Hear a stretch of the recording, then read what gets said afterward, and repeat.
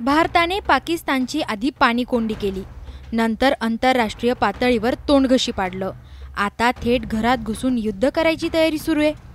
सातत्यानं कुरघोड्या करणाऱ्या पाकिस्तान विरोधात भारत आक्रमक झालाय. पहलगाम दहशतवादी हल्ल्याचा करारा जवाब देण्यासाठी भारताने आंतरराष्ट्रीय पातळीवर पाकिस्तानची कोंडी करण्यास सुरुवात केली आहे. राजधानी दिल्लीतही हालचालींना वेग आलाय. भारत कोणत्याही क्षणी पाकिस्तानवर हल्ला करतो की काय अशा घडामोडींना वेग आलाय. नेमक्या त्याच घडामोडींबद्दल सविस्तर आढावा या व्हिडिओतून घेणार आहोत.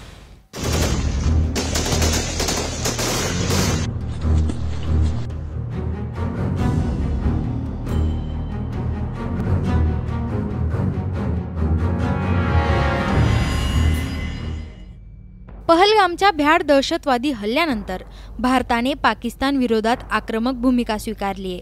अख्खा देश निष्पाप पर्यटकांच्या हत्येने हळहळलाय. यावरून भारताने पाकिस्तान विरोधात मोठी कारवाई करावी अशी मागणी केली जाते. भारतानेही तशा हालचाली सुरू केल्याचं दिसतंय. आधी भारताने पाकिस्तानी नागरिकांना देश सोडण्याचे निर्देश दिलेत, नंतर वाघा अटारी बॉर्डर बंद केल्यात. भारत पाकिस्तानचा सिंधू जल करार स्थगित करत भारताने पाकिस्तानचं पाणीही अडवलंय. माध्यमांनी दिलेल्या माहितीनुसार भारताने बगलिहार आणि सलाल धरणाचा जलप्रवाह रोखलाय.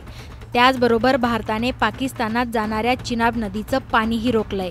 भारताच्या याच निर्णयांमुळे पाकिस्तानात ऐन उन्हाळ्यात पाणीबाणी येण्याची दाट शक्यता वर्तवण्यात येत आहे.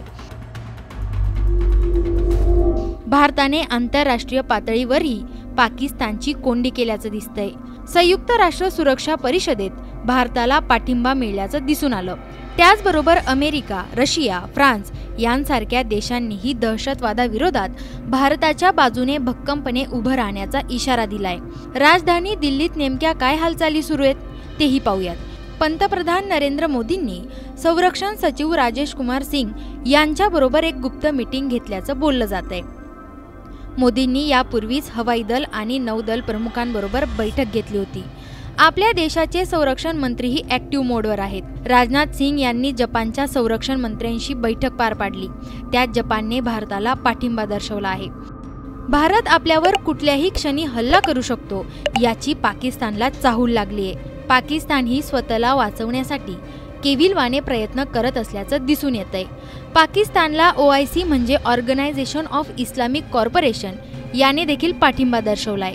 या जागतिक संघटनेत तब्बल 57 इस्लामिक देशांचा समावेश आहे. पाकिस्तानच्या राष्ट्रपतींनी चीनच्या राजदूतांची भेट घेतली आहे. पाकिस्तानचा मित्रदेश तुर्कीने आपली लढाऊ युद्धनौका पाकिस्तानात पाठवली आहेत.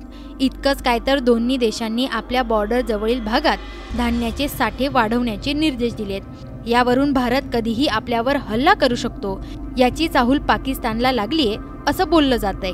दोन्ही देशातील तणावाचं वातावरण दूर करण्यासाठी इराणने मध्यस्थितीची भूमिका घेतली. इराणचे विदेश मंत्री भारत-पाक दौरा करून दोन्ही देशांमधला तणाव दूर करण्याचा प्रयत्न करणार आहेत. पण यात भारताची नेमकी काय भूमिका असेल? भारत त्या दहशतवादी हल्ल्याला प्रत्युत्तर म्हणून खरंच पाकिस्तानवर हल्ला करेल का? तुम्हाला काय वाटतं? कमेंट करून नक्की कळवा.